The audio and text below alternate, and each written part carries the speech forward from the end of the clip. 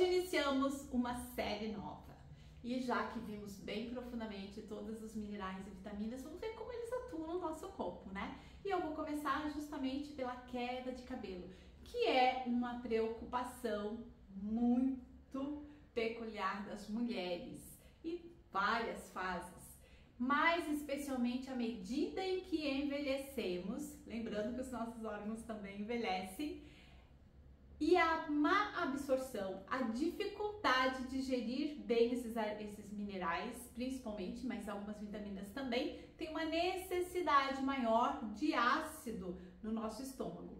Então, quando falamos de minerais, nós falamos sobre a importância de ter ácido no nosso estômago, porque alguns minerais e a vitamina B12, por exemplo, elas têm necessidade de ter uma acidez, um pH específico no nosso estômago para absorver esses nutrientes. Então, hoje eu vou aprofundar um pouquinho mais em relação à dietética, que não é só essa a questão, mas principalmente sim, já que ferro é super importante para o nosso cabelo, que você já deve saber, se você tem queda de cabelo, você já deve ter pesquisado de tudo.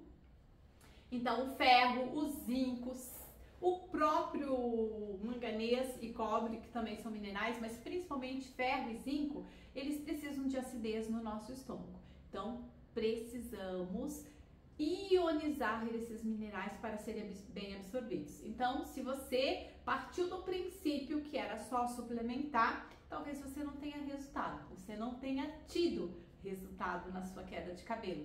E agora você está sabendo o porquê disso, né? Mas antes de nós falarmos sobre a solução dessa questão, nós precisamos buscar a verdadeira causa, ir na raiz do problema, porque como existem vários fatores que influenciam na queda de cabelo, qual será a sua?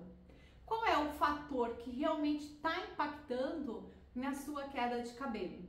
Eu, por exemplo, depois de quantos anos? 8 anos na menopausa, agora eu senti uma pequena queda no meu cabelo. Eu sempre fui muito cabeluda e o cabelo muito grosso. Obviamente que com o passar dos anos, agora com 56, eu já reparei que estava um pouco mais fino e com menos cabelo.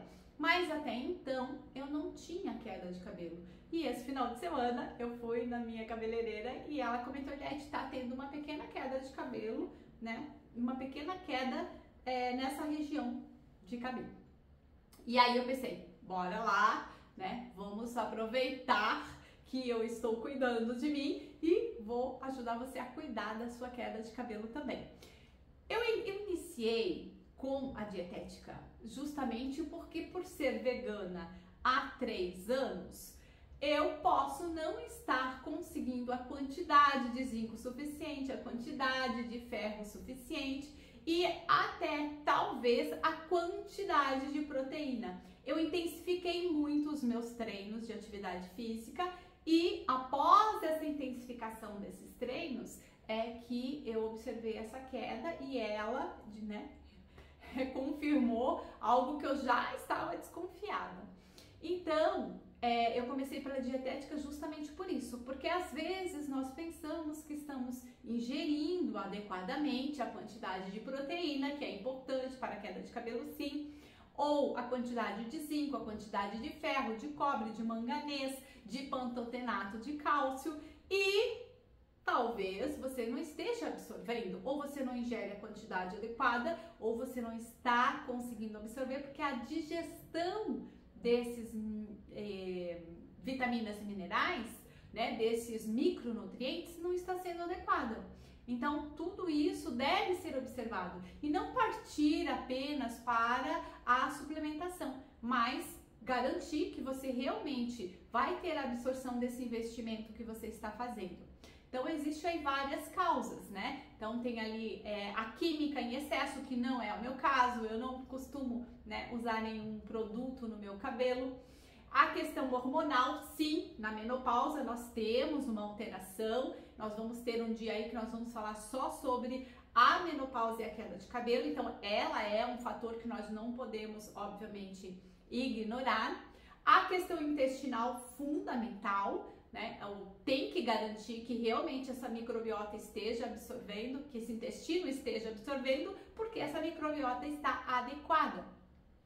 Tem também aquela questão do estresse, algumas pessoas vivem sob um nível de estresse onde há uma requisição ainda maior de antioxidantes. E aí, obviamente, que não vai sobrar para a pele, unha e cabelo, né?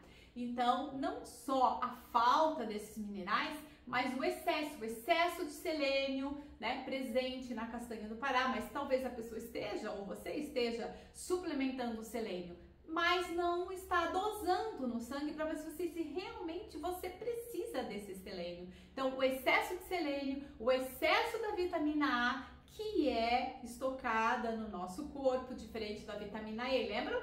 Que a gente consegue excretar nas fezes? Aqui a vitamina A, ela vai ser estocada no nosso fígado. Então, o excesso de vitamina A, o excesso de selênio pode levar à queda de cabelo também. Então, às vezes, não é só a falta, né?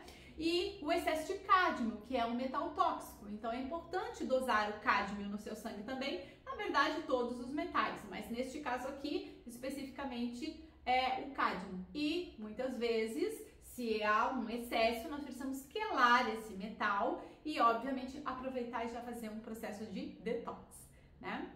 Amanhã eu retorno e vou falar um pouco mais profundamente a respeito da questão hormonal. De repente, você não tem nenhum desses sintomas que eu comentei, mas tem uma alteração hormonal, seja pela menopausa, seja por uma resistência à insulina ou enzimática, como é o caso da 5-alfa-redutase, mas eu falo amanhã. Então, amanhã, meio-dia, nós vamos dar continuidade com esse assunto.